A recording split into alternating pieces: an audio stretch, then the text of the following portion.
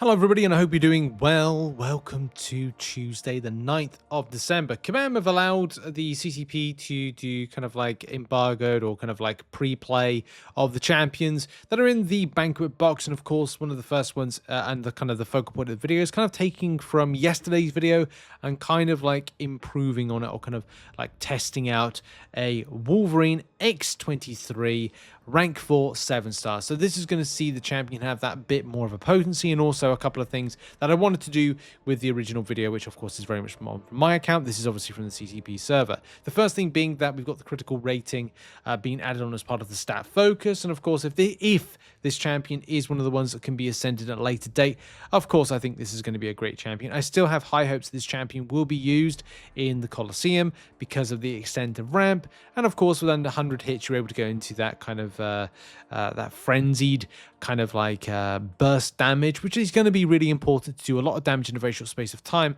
especially with ramp. If you can get to 100 hits or 100 of the build, then of course it's going to be very nice. We've of course for this video attached the champion with the Wolverine Relic.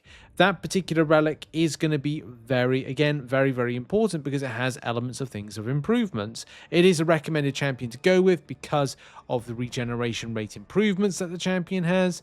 I'm not saying it makes a huge difference, but there's definitely things that do make a difference, like having bleed potency being increased and things like regenerative frenzy. So whilst you get regeneration effect, of course, you need to improve. You need to get into that particular point to get regeneration, which is not always easy with X23. It is possible and it is easy to do. It's just sometimes I don't know if it's the main focal point of your fight and rotation, especially if you're fighting off against a champion like a skilled champion that has some kind of evade-based mechanics. You need to access pursuit. It's your focus, or building up to the frenzy as quickly as possible, or the kind of the stun, so to speak. There's also other things as well, but you can't really kind of access too much with it. But it's a great relic, and of course great in any case. You could have a stat focus on, a stat cast, but ultimately those are the two key things I think that's important about X23, and why the rank 4 is very, very nice. It is. I do really like this champion. I really enjoyed it. So without further ado, talking aside, let's run the champion through some scenarios and some things that I've done differently, including because the champion is not necessarily pinging off buffs as a mutant-based champion, it is actually an interesting counter to some mystic champions, but we'll talk about that in a minute. Like I said, as we kind of like left off yesterday, this is a fight against Red Hulk. Now, I had a similar go yesterday and I didn't do too well. The big difference is that this champion does seem to tick a bit more in terms of bleed damage. This is masteries that are non-liquid courage and double edge, so it means that I'm not increasing my bleed. I also have Assassin on, which does mean that not Assassin, the bleed potency one. I keep forgetting, so there's a lot of masteries to remember for this, but deep wounds. Yeah, so for this, I do have deep wounds. I'm actually going at 5 of deep wounds. That's another thing as well, masteries-wise. I didn't really mention in this video, but I would say that deep wounds probably would be a good thing for this. Now, at the moment, you can see, like, I am stripping down the champion quite nicely. Red Hulk's now down to 70% health, and close to 70% health, and ticking down nice. It's just gone past the 80, sorry, not 70, 80%, and kind of going down rapidly. Now, I'm trying to, like, build as much possible of my bleeds, but also of my frenzy that is then going to like build off to hopefully a nice payoff. And that's the main thing that I'm trying to do with this, is kind of make sure that I can get the payoff. Because a lot of the times I'm like, well, with the previous video yesterday, I was like, well, I'm kind of like, I'm kind of damaging, but I'm kind of finding myself like not ramping. This is the easy way I find it. So of course, each to their own. But I'm close to like 200 frenzy right now. I'm like, well, when do I fire this off?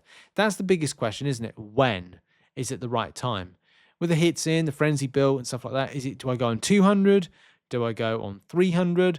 And that's the biggest question I'm asking myself. Well, it's different because at this fight I'm kind of rotating in a certain manner, and we've been kind of going for what seems to be like a minute or so. So when's the payoff? When's the right time to pay off? Because that's the mistake I made yesterday, going too early. Especially with some of the fight training I was doing. We're coming close now to like, what, 300? So I've got to like make a decision to push the button. The fourth light attack will go in at any moment. And that's the point. I mean, I could have get clipped there with the evade. Should have had pursuit active. That would have been helpful. Then we launched the Relic. I do a little heavy attack. I think it was just trying out to see this extent of like, could I build anything more with that? And now's the time. Now must be the time to get into throwing. Now that the SB2's there for the champion, I need to be aggressive. So 4 flight going in. There we go. Frenzied. And you can see absolutely decimating the enemy. The longer we have that frenzy on, or the bigger number to the top left-hand corner, the more stun duration that we'll have ultimately for this. So back with the Winter Soldier fight, of course, the classic one that it is. And it's just a case of like, yeah, the rank 4/7 start does absolutely amazingly in general. Like you're going to do a lot of damage, There's the regeneration. Now that's quite nice if I was losing health, because I have noticed with the striker, I'm able to improve that extent of regeneration. So if I was maybe recalling, although I have checked, I have checked out the champion in with double-edged liquid courage masteries, willpower, and recoil, and I haven't really enjoyed it that much. The big thing I want to mention about the champion, you can see this fight right here. This is a Grandmaster Gauntlet fight. It's not a one-size-fits-all. It's not a champion that's going to fit like everything. I do think the champion could be used a lot in things like Battlegrounds, but you have to ramp up.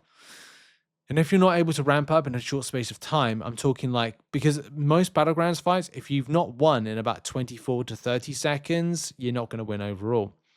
Similar vein here, like we're going for what seems to be about 20 seconds. This total clip is 54 seconds, and I haven't won yet.